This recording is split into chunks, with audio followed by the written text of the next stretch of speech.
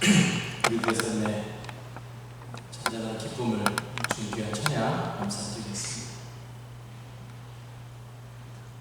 우리가 지난 6월 첫째 주일까지 교회 회력으로 부활절 기간을 보냈습니다.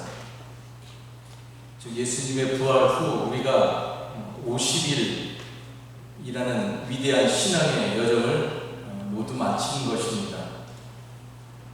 그리고 예수님의 부활 50일째인 오늘 우리는 오순절 혹은 성령 강림 주일을 맞이하게 되었습니다.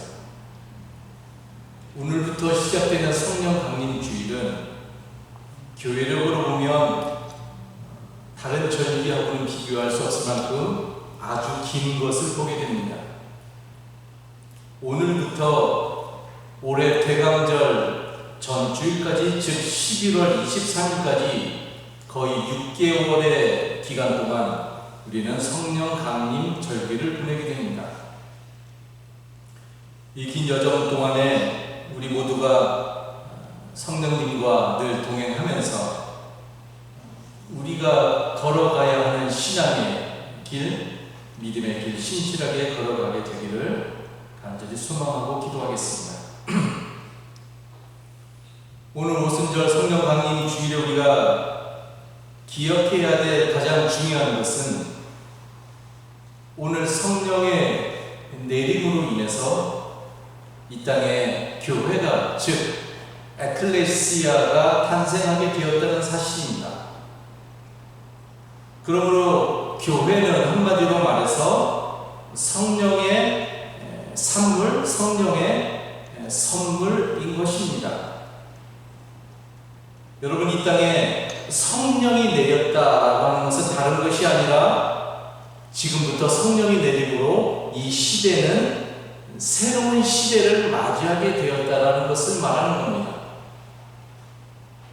성령의 내림으로 새로운 시대가 열리게 되었는데, 여러분, 새로운 시대가 열렸습니다라고 말하면 잘 모르니까, 어디서부터가 새로운 시대인지 모르니까 성경은 그것을 아주 독특하게 보여주고 있는데, 그것을 바로 교회를 탄생시킴으로 보여주고 있다는 것입니다.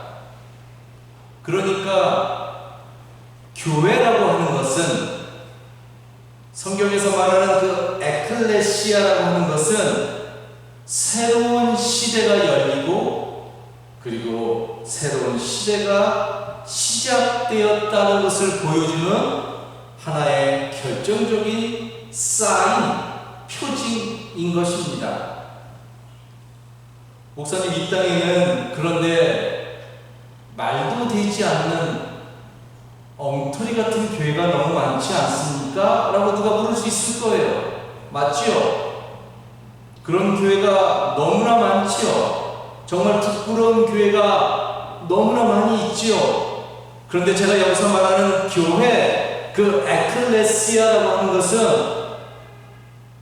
각 개교회, 지금 우리가 생각하는 각 그 개교회의 모습을 말하는 것이 아니라 처음에 하나님이 성령의 내림을 통해서 세우셨던 그 에클레시아라고 하는 그 교회의 그 큰 개념을 말하는 겁니다.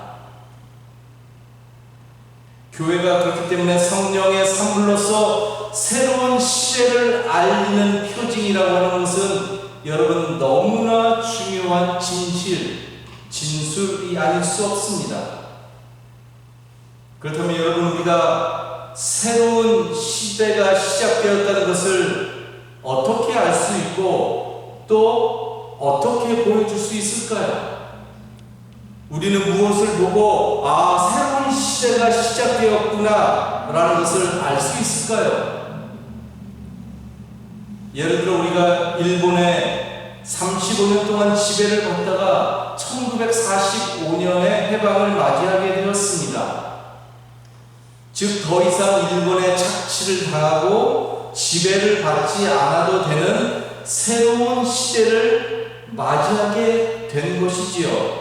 그래서 사람들이 너무나 기뻐서 길에 나와서 대한독립 만세를 외치기 시작했습니다.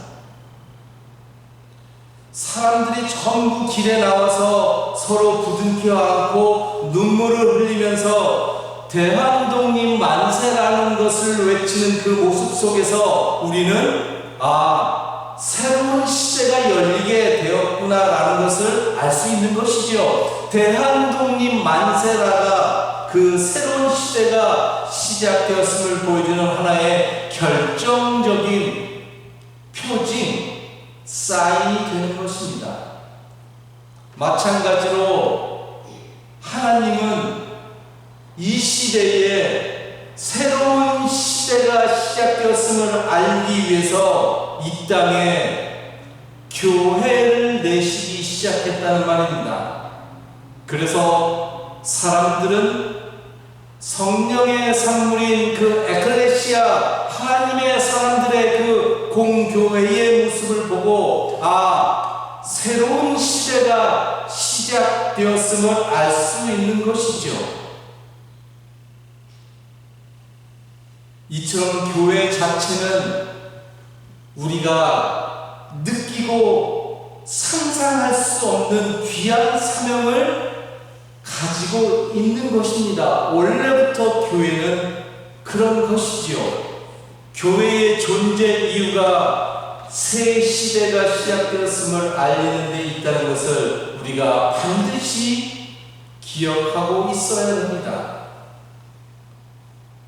그러나 새 시대의 시작을 알리는 것이 단지 교회만에 국한된 일은 아닌 것입니다. 가만히 보면 우리 기독교 신앙의 핵심이 다름 아닌 새로운 시대가 열리게 되었고 새 하늘과 새 땅이 시작되었음을 알리는 데 있다는 것을 알 수가 있습니다.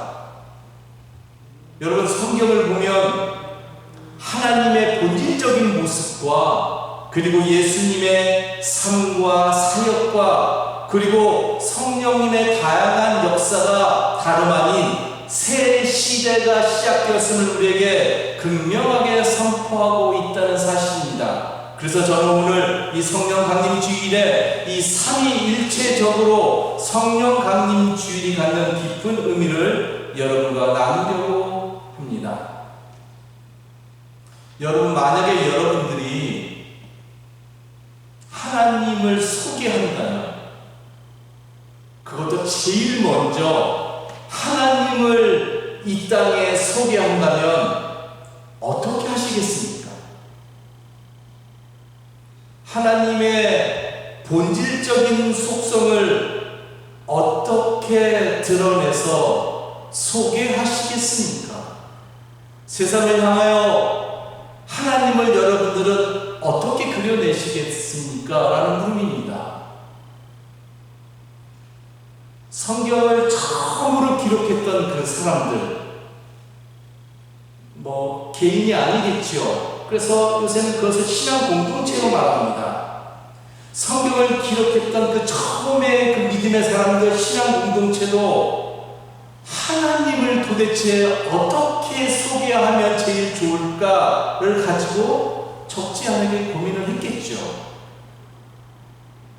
그리고 그들이 마침내 생각해낸 것이 바로 창세기의 창조 이야기인 것입니다.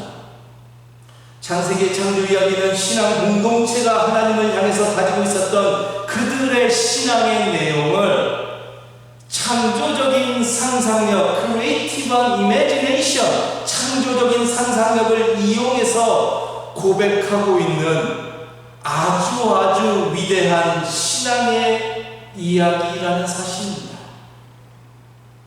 처음에 신앙인들의 창조 이야기를 통해서 전하고 있는 하나님을 보면, 그래서 우리는 하나님이 이런 분이셨구나, 하나님이 누구인지에 대해서 정확하고도 아주 분명한 이해를 갖게 된다는 말입니다. 그래서 우리는 창세기의 창조 이야기를 통해서 우리는 그것을 문자적으로 이해하는 것이 아니라 처음에 신앙인들이 하나님에 대해서 어떠한 하나님을 믿었는지, 그리고 그 하나님을 어떻게 그려내고 선포하고 있는지를 볼 수 있어야 합니다. 여러분, 창조 이야기 처음을 보면 이 땅은 혼돈과 공허함과 깊은 흑암으로 뒤덮여 있었다고 말합니다. 그들의 상상력입니다. 신앙적인 상상력이에요. 그래서 혼돈과 공허함과 깊은 흑암이 정확하게 무엇을 이야기하는지 모르지만, 그러나 분명하게 알 수 있는 것 한 가지는, 그것은 하나님의 삶의 모습 혹은 하나님의 삶의 질서는 아니었다는 것입니다. 그래서 우리는 그것을 혼돈과 흑암과 공허함의 세계를 무질서의 세계, 무의미의 세계 혹은 죽음의 세계였다라고 이름 붙일 수 있습니다. 만약에 이 창세기, 이 창조 이야기가 바빌론 시대에 쓰여졌는데 신앙 공동체는 그 시대의 혼돈의 세력을 바빌론의 제국을 의미했다고 해도 너무나 괜찮은 거지요. 물론 여기서의 그 죽음의 세계는, 죽음은 병이나 나이가 들어서 오늘 우리가 그 사람 죽었어 라고 말할 때 그 죽음을 말하는 것은 아닙니다. 그러한 죽음은 자연스러운 죽음이고, 성경에서 말하는 죽음은 하나님의 생명의 모습을 상실한 삶의 모습을 은유적으로 말하는 것입니다. 하나님의 생명의 모습을 갖고 있지 못한 그 무엇은 다 흑암이고 무질서고 공허함이고, 한마디로 말하면 그러한 세계를 가리켜서 성경은 죽음이다라고 말하는 것이지요. 여러분, 여기에서부터 하나님의 창조가 시작되었다는 게 중요합니다. 혼돈과 공허함과 깊은 흑암에서부터, 즉 무질서와 무의미와 죽음의 세계부터 하나님은 빛을 만들기 시작했습니다. 그리고 질서를 만들기 시작했고, 그리고 그 안에 생명을 창조하기 시작했다는 말입니다. 처음의 신앙인들은 하나님을 창조주 하나님으로 고백하고 있는데, 그냥 무엇인가를 만들었다는 중성적인 의미에서의 창조주 하나님이 아니라, 하나님의 생명이 상실된 모습에서부터 하나님의 삶의 질서를 새롭게 만들어 가시는 그 하나님, 생명의 하나님을, 새로운 시대를 만들어가는 하나님을 처음에 신앙인들이 하나님을 향해서 고백하고 있다는 말입니다. 여러분, 하나님을 이렇게 고백하고 있는 게 너무나 중요한 것이죠. 그렇기 때문에 하나님이 누구이신가? 처음에 사람들은 이렇게 믿었다는 거예요. 죽음의 시대를 넘어서, 흑암의 시대를 넘어서, 무의미의 세대를 넘어서 새로운 시대, 새로운 생명의 시대를 열어가셨던 하나님으로 그들은 하나님을 선포하고 고백했다는 말입니다. 하나님의 창조 역사는 그렇기 때문에 다름 아니라 새 시대가 하나님으로 인해서 열리게 되었다, 시작되었음을 선포하는 것이죠. 하나님의 이러한 모습은 복음서에 나타난 예수님의 삶의 모습에서도 그대로 드러나고 있습니다. 여러분, 예수님이 이 땅에 오셨다는, 특별히 요한복음의 증언이 우리에게 이것을 분명하게 보여주고 있습니다. 요한복음 1장 9절에서 요한은 예수님의 오심에 대해서 이렇게 이야기합니다. 그 빛이 세상에 오셨으니 모든 사람을 비추는 참 빛이시다라고 말입니다. 요한은 예수님의 오심을 빛이 오신 것으로 그리고 있습니다. 이것도 너무나 멋진 신학적인 상상력입니다. 예수님을 빛이 오신 것으로 그리고 있다는 거예요. 단 한 절의 말씀이지만 이 말씀이 예수님을 이해하는 데 있어서 그래서 결정적으로 중요한 것입니다. 즉 이 말씀은 예수님이 누구시고 그래서 예수님이 앞으로 이 땅에서 어떻게 살아갈 것인가 하는 것을 요한은 처음부터 예수님을 빛으로 그리면서 우리에게 보여주고 있는 것이죠. 여러분, 예수님이 이 땅에 빛으로 오셨다는 것은 결국에 이 땅이 어떻다는 것을 말하는 것일까요? 어둡다는 거지요. 어두운 세상이었다는 것입니다. 여기서 역시 어두운 세상이라고 하는 것은 낮과 밤에서 밤을 말하는 것이 아니라 어두운 세상은 어두움의 세력이 지배하는 세상을 은유적으로 표현하는 성경의 언어입니다. 그렇다면 여러분, 어두움의 세력이 지배하는 세상의 특징은 무엇일까요?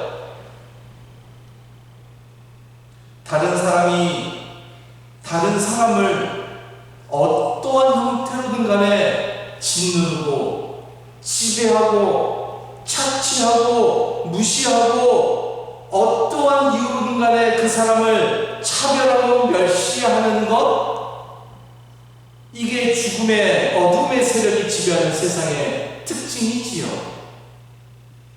그래서 사람들의 사회에서 사람들의 모습 속에서 하나님의 형상이 삶에서 사라지고 하나님이 우리에게 주신 참된 인간성이 상실되는 것을 말합니다. 여러분, 내가 다른 사람을 무시해요, 차별해요.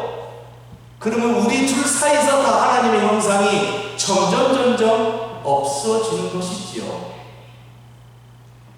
하나님이 원하시고 꿈꾸셨던 삶의 모습이 무너지는 것, 그것을 가리켜서 한마디로 우리는 죽음의 삶이라고 말하는 겁니다. 여러분, 이러한 어둠의 세력이 지배하는 죽음의 세상을 가리켜서 조금 전에 살펴본 창조의 이야기의 언어로 표현하면 우리는 혼돈과 공허함과 깊은 흑암의 세계라고 할 수 있을 것이지요. 똑같은 언어입니다. 그리고 예수님은 바로 그러한 세상 속으로 오셨다는 것이 중요합니다. 그렇다면 어둠의 세력이 지배하는 그러한 세상 속에서 예수님이 어떻게 살아가셨을까? 우리는 너무나 궁금하고 또 궁금해야 합니다. 성경을 그런 식으로 읽어낼 수 있어야 됩니다.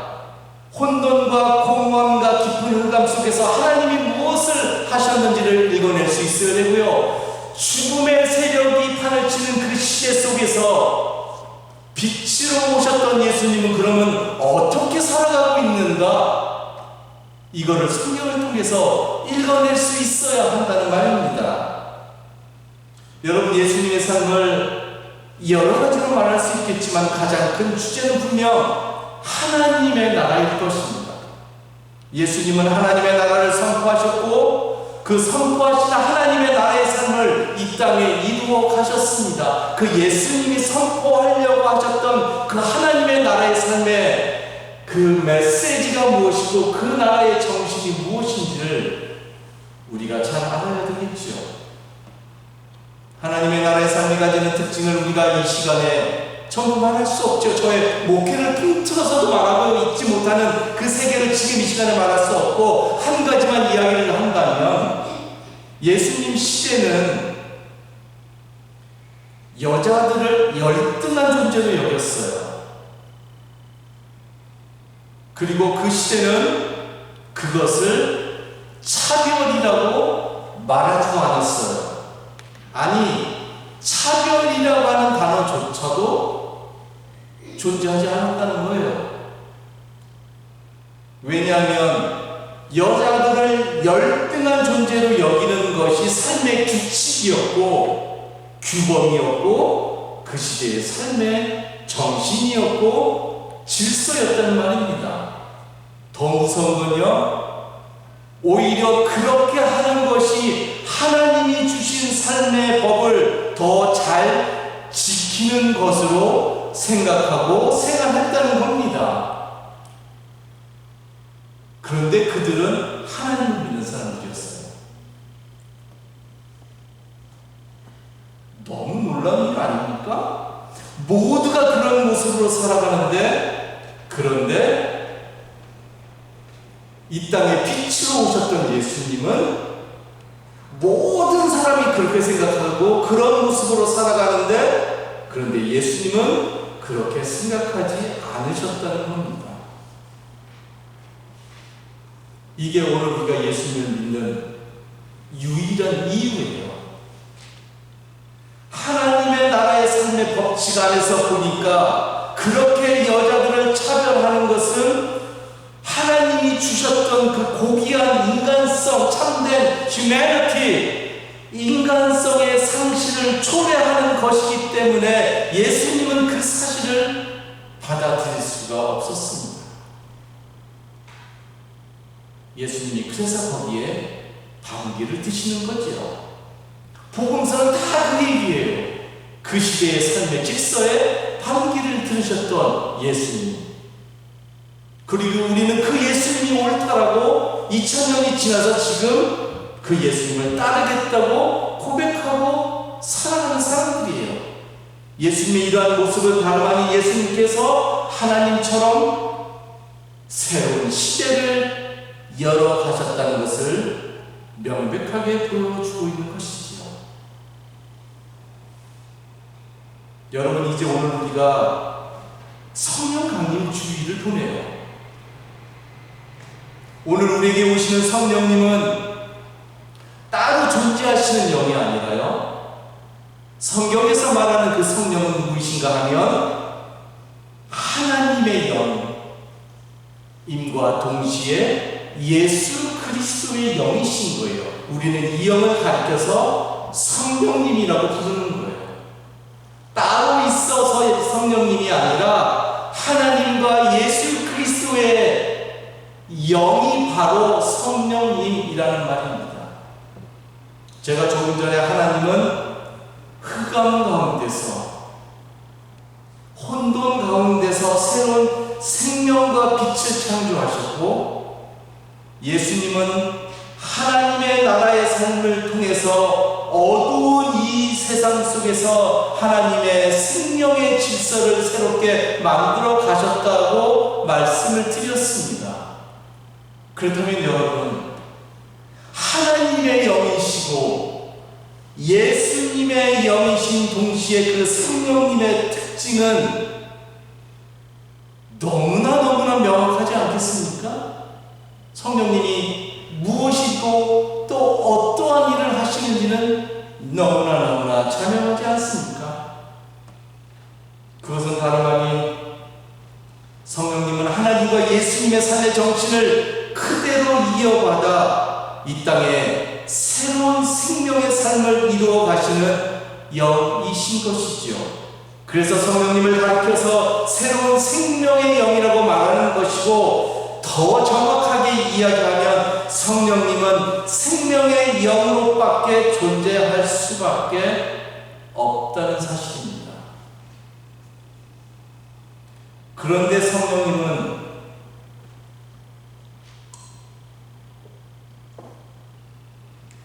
하나님과 예수님과는 달리 그 일을 홀로 하지 않으시는 것을 볼 수가 있습니다. 하나님은 홀로 어두움 가운데서 천지를 창조하심으로 하나님이 누구이신가 하는 것을 스스로 선포하셨고, 예수님은 하나님의 나라를 선포하시고 그 나라의 삶을 제자들을 부르셔서 함께 이루고자 하셨지만, 안타깝게도 예수님 생전에는 그 뜻을 이루지 못하셨습니다. 그래서 예수님은 홀로 십자가를 지셔야 했고요. 그리고 제자들은 모두 뿔뿔이 흩어져 버렸습니다. 그런데 성령님은 처음부터 이 땅에 교회를 세우심으로 성령님의 역사를 시작하시기로 하셨습니다.